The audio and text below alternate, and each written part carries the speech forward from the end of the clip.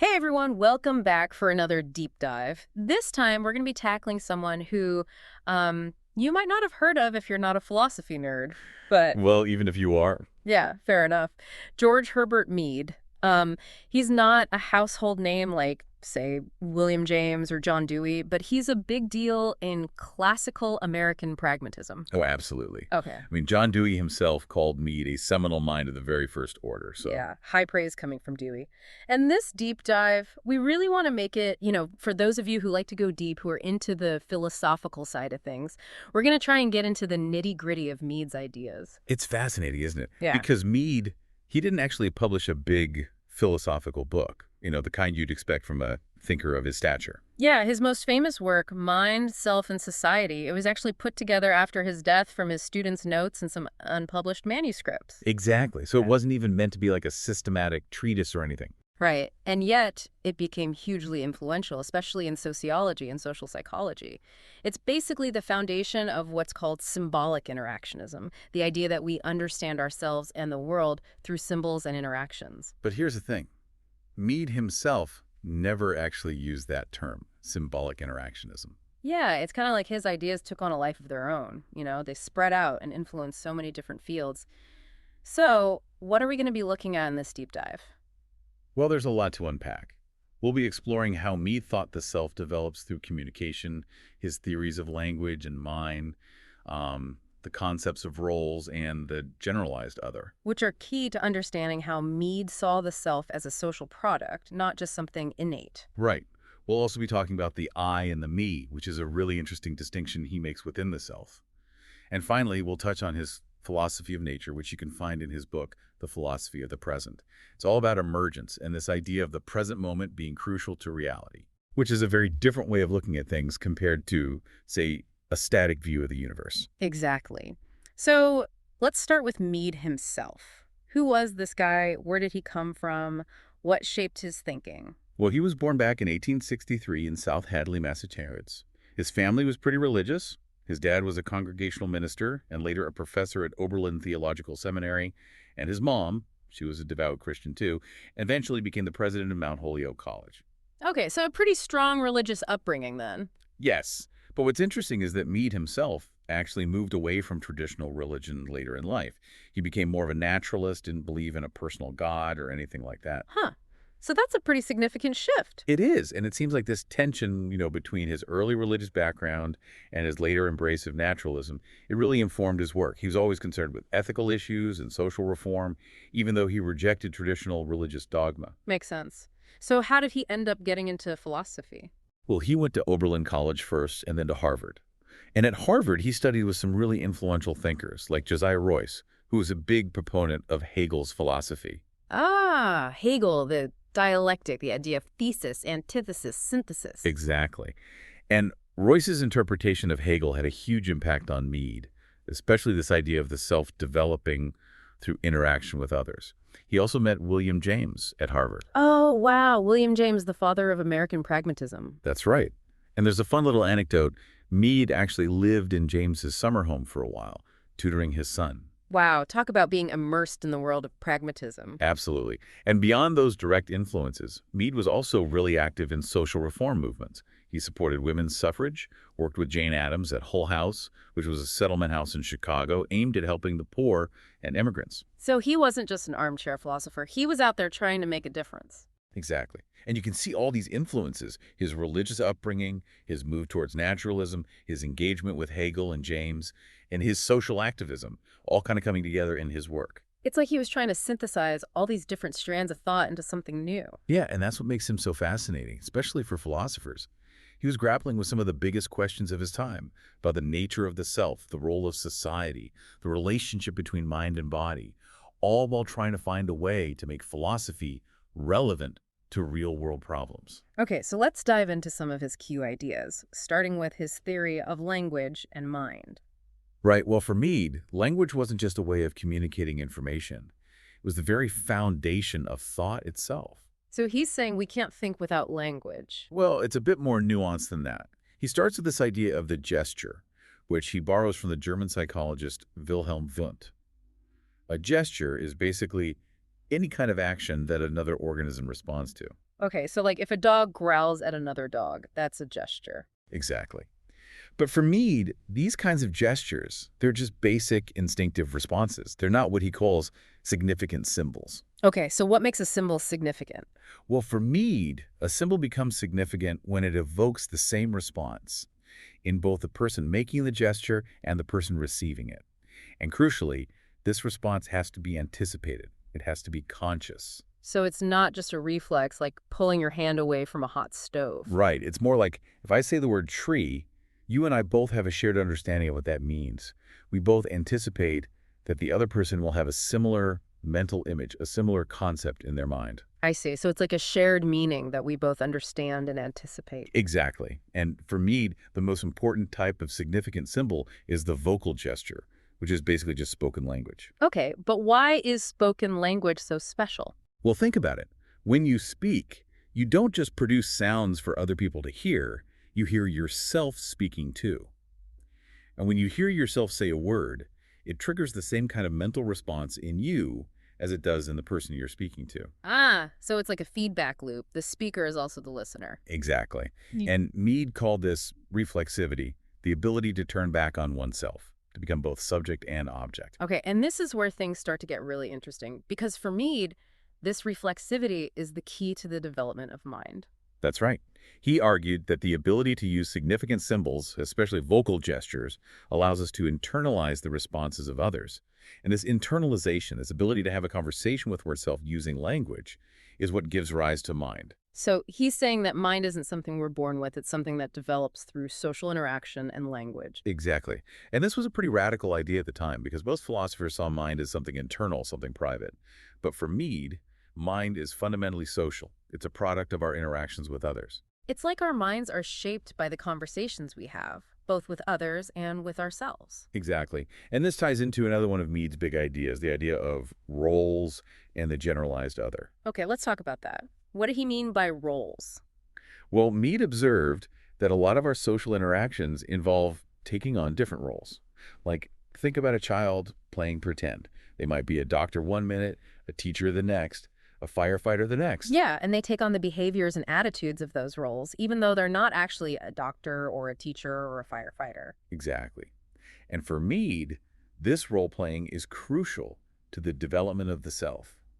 Because when we take on a role, we're essentially seeing ourselves from the perspective of another person. We're imagining how they see us, how they expect us to behave. So it's like stepping outside of our own heads and seeing ourselves through someone else's eyes? Exactly. And as we get older, we start to internalize these different perspectives, these different roles, and they become part of who we are. But it's not just about individual roles, right? There's this idea of the generalized other as well. Right. So as we interact with more and more people, we start to develop a sense of the expectations and attitudes of the broader community, not just specific individuals. And Mead called this the generalized other. Okay, so it's like a composite of all the different roles and expectations we encounter in society. Exactly. And the generalized other becomes really important because it allows us to see ourselves not just from the perspective of specific individuals, but from the perspective of the community as a whole. So it's like we're internalizing the norms and values of our society. Exactly. And this internalization of the generalized other is what Mead saw as the basis of self-consciousness. So for me, the self isn't something we're born with. It's something that develops through social interaction, through language, and through the internalization of the generalized other. Exactly. And this leads to another really important distinction he makes, the distinction between the I and the me. Okay, this is one I've always found a bit tricky. Can you explain it? Sure. So for Mead, the me is the socialized self, the self that's aware of the generalized other and its expectations. It's the part of us that conforms to social norms, that tries to fit in. Okay, so it's like the me is the well-behaved, rule-following part of ourselves. Kind of, but it's more than just that. It's also the part of us that reflects on our own actions, that evaluates ourselves based on the standards of the generalized other. So it's like the me is constantly watching and judging the I. In a way, yes, but the I is equally important. The I is the spontaneous, impulsive part of the self. It's the part of us that acts without thinking, that reacts to the world in new and unexpected ways. So the I is like the wild child, the free spirit. Kind of. It's the source of creativity, of novelty, of individuality. It's the part of us that makes us unique. Okay, so we've got the me, which is socialized and rule-following, and the I, which is spontaneous and impulsive. How do these two parts of the self interact? Well, Mead saw it as a constant back and forth. The I acts, and then the me reflects on that action, evaluating it based on the standards of the generalized other. And this reflection can then influence the I's future actions. So it's like a feedback loop within the self. Exactly. And for me, this ongoing dialogue between the I and the me is what makes us human. It's what allows us to be both social creatures and individuals, to both conform to norms and to break them. Okay, so we've covered a lot of ground here. We've talked about how Mead saw language as the foundation of mind, how the self develops through social interaction and role-playing, and how this dynamic interplay between the I and the me shapes our behavior. Now let's shift gears a bit and talk about his philosophy of nature, which he laid out in his book, The Philosophy of the Present. Yeah, this is where Mead gets really interesting, I think. Because he wasn't just interested in the human mind itself, he was interested in the nature of reality itself. So how did he see reality? Well, for Mead, reality wasn't static, it wasn't fixed, it was constantly changing, evolving, emerging. Okay, so he's not a fan of like a deterministic view of the universe where everything is predetermined? Exactly. He rejected those kinds of views, which were pretty popular in philosophy at the time. He saw the universe as a process, a constant flow of events. And he believed that genuinely new things could emerge in this process, things that couldn't be predicted or explained by what came before. So he's emphasizing the importance of novelty, of creativity, of the unexpected. Absolutely. And this idea of emergence is central to his whole philosophy. Hmm. He saw it happening everywhere, in the natural world, in human society, even in our own individual minds. Okay, and this is where the title of his book, The Philosophy of the Present, comes in, right? Exactly. For Mead, the present moment wasn't just a fleeting point in time. It was the locus of reality, the place where things actually happen. So he's not seeing the past and the future as equally real as the present. Well, he's not denying the reality of the past and the future, but he's saying that they only exist in relation to the present. The past is what has emerged from the present, and the future is what is emerging from the present. I see. So the present is like the ground of reality, the foundation on which everything else is built. Exactly. And this idea of the present being crucial to reality is tied to his notion of sociality. Okay, now we're getting into some really technical terms. What did he mean by sociality? Well, Mead used the term sociality to describe the state of being betwixt and between, a kind of transitional phase where something new is emerging, but it hasn't yet fully integrated into the existing order. So it's like a state of flux, of becoming. Exactly. And he saw this happening all the time, in nature, in society, and in our own individual lives. Okay, can you give an example? Sure. Think about the evolution of a new species. When a new species first appears, it's in a state of sociality. It's different from its ancestors, but it hasn't yet found its niche in the ecosystem. It's still figuring out how to survive and reproduce in its new environment. So it's like it's testing the waters, trying to find its place in the world. Exactly. And Mead believed that this process of sociality was crucial to the emergence of novelty because it allowed for experimentation, for new possibilities to be explored. And this idea of sociality applies to humans as well, right? Absolutely.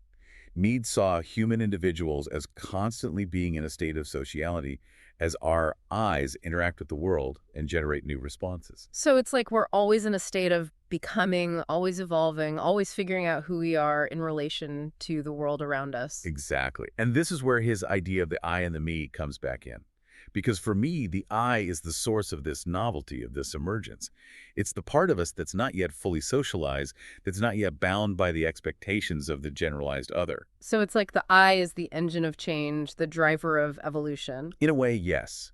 Yeah. And the me is the part of us that integrates those changes, that tries to make sense of them in relation to the social world. Okay, so it's a constant back and forth between the I and the me, between novelty and integration, between the individual and society. Exactly. And for Mead, this is the essence of human existence. We're constantly negotiating this tension between who we are as individuals Yeah. and who we are as members of a social group. Now, one final question before we wrap up.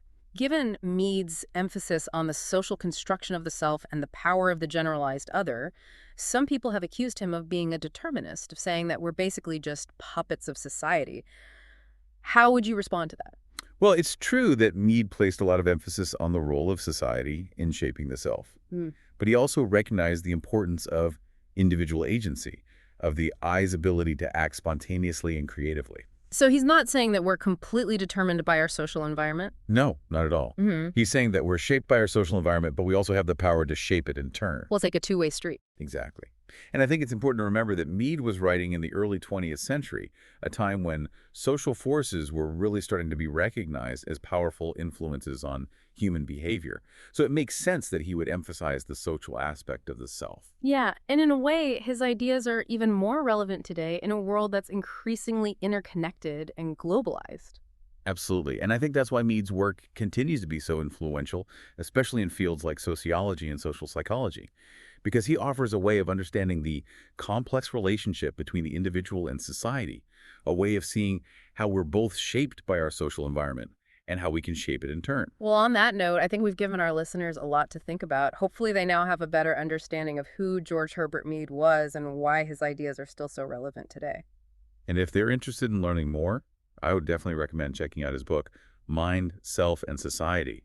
It's a challenging read, but it's well worth the effort. And for those of you who really want to go deep, there's a whole world of scholarship out there on Mead's philosophy. So don't be afraid to dive in and explore. And one final thought to leave you with. Think about how Mead's ideas might challenge your own assumptions about the nature of the self, about the relationship between mind and body, about the role of society in shaping who we are. These are big questions, but Mead gives us a powerful framework for thinking about them. Yeah, and who knows, maybe you'll even come up with some new insights of your own. Thanks for joining us on this deep dive. Until next time. See you then.